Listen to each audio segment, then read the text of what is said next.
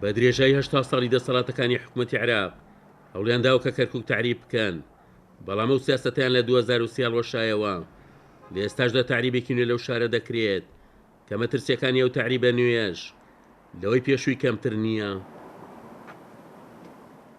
سەلەگوانێکی مەدەنیش لە کەرکووک ئاماژە بۆ مەترسیەکانی تعریبی نوێ دەکات و پێی وایە کە ئەنجامدرانی تعریب لەم ڕۆکەدا خوازیارن کە لە ڕێی تعریبەوە کار لەسەر پەخستنی ڕێوشوێنە دەستوریەکانی کێشەی ناوچەکانی مادەی 140 بکەن.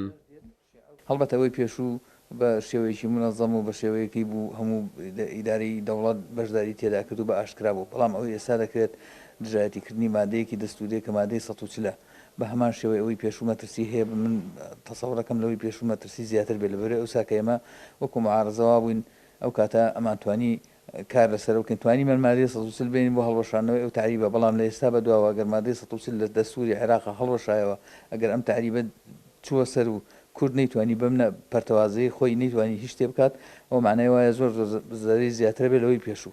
بەڕای چاودێرێکی سیاسیش تعریبی نوێ مەرامێتی کە پەکی جێبەجێکردنی مادەی 140 بخات یا گەماروی بدات یا لە ناوڕۆکی یاسای و دەستوری خۆی بەتاڵی بکاتەوە. ئێستا تعریب بە فۆرمێشکی بەخۆی بینیوە، ئەو فۆرمە لە چیا خۆبێنێت لەوەی خۆبێنێتەوە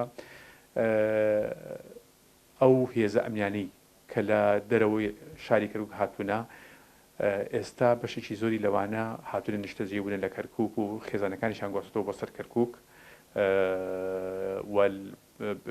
بیتاقی سەکەنیشان دروست کردووە. ئەمە بابەتێکە و هەندێک لە خەڵکی کەش دەکە فەرمانبەری دەوڵەتن لە شوێنێکی کەوە دامەزران، بە تایبەتی ئەوانی کە لە شەریکەی نەوتە، چونکە شەریکەی نەوت لە بەخاو بەڕاستەوە خۆدا ئامەزرێن دێنە شەریکەی نەوتی کەرکووک لێش عینە بە هەمان شێوە نیشتەجێ بن لەم شارەیە. چاودێرانی سیاسی لە کەرکووک ئاماژە بۆش دەکەن تعریبی نوێ سوودی وەرگرتووە لە کەلێنە یاسایی و دەستوریەکان، لە هەمان کاتیشدا سوودی وەرگرتووە لە کەلێنەکانی لاوازی نێوماڵی کوردە لایەک و لاوازی حکوومەتی عێراقیش لە لایەکی ترەوە. عومەر غەریب، کورسات نیوز، کەرکووک.